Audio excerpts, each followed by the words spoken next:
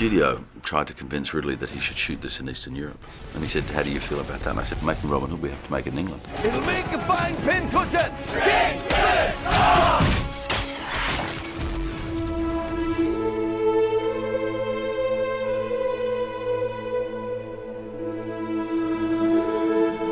We filmed in the beautiful countryside around London, and a village was built there. They actually built a village. Alan Adale, Will Scarlett, and Little John, Lady Marian.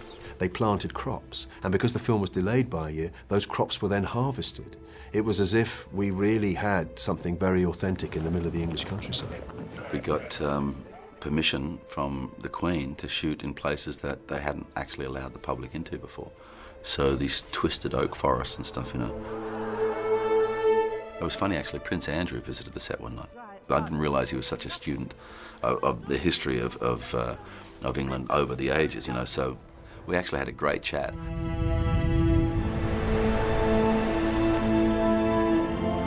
The great thing about Britain for me, being an Antipodean, you know, Englishman, is the bounty that this small island can continue to give up. The way the leaves come out here, you know, where the winter seems to have, like, you know, pushed everything down, and then suddenly everything's back again with a vengeance. Everywhere you look is indicators of the struggles of past generations and the achievements of past generations. You build a country like you build a cathedral, from the ground up. Empower every man. Myths and legends have existed since 850 AD. I think there was a Robin the Beheader.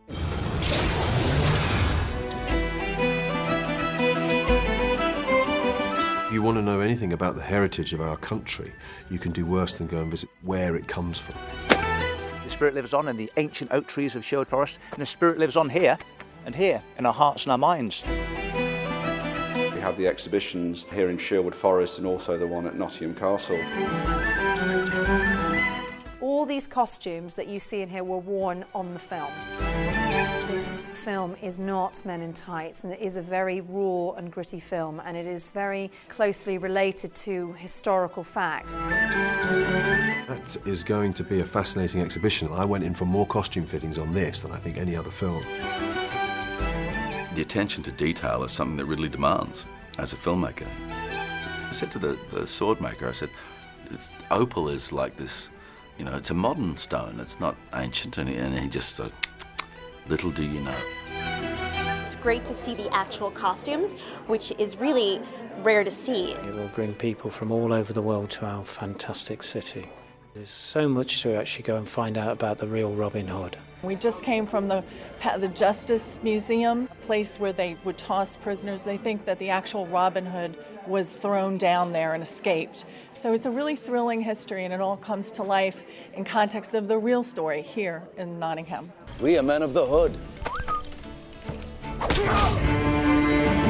Knowing that you were on a horse that had an original saddle, knowing that you were using a sword that was made in exactly the same way as the swords would have been, and then you're fighting guys, you know, it's like, it's almost exactly how it would have been. And what fascinates me is how these guys ever fought at all, because the weight of the chainmail and the armour means that all those sequences you see where people in armour fight for hours and hours, I can't believe that's true. I think they maybe 2 or 3 blows and they all had to lie down and have a cup of tea. I love being in Wales. You know, my grandfather, my dad's father, he was from Wrexham. But as Kate Blanchett has said it, where we both live is a place called New South Wales. It was like, oh, that's why they called it New South Wales. You know, this long crescent-shaped beach with the, you know, the deep sand and everything. It's a gorgeous place, you know. One of the most beautiful spots on the earth. I mean, that beach is absolutely gorgeous. I was there with my family and my 2 small boys, and they were absolutely riveted by the event.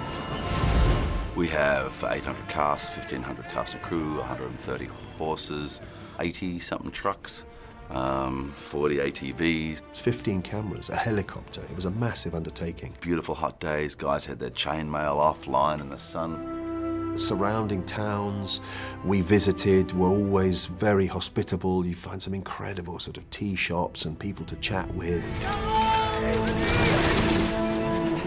What I did with the Merry Men is wherever the opportunity arose, wherever we visited, without announcement, or whether in Wales or whether in Derbyshire or whatever, we would just go and sit quietly in the corner of a pub somewhere until we felt the temperature of the room was right, and then put on a bit of a show. Well played. And one thing I really love about England is that you can get a sing-along happening at the drop of a hat, mate, and the voices are pure and melodic, Go to any football game and what erupts from the terrace is just really exciting. Visit Britain. Everybody should.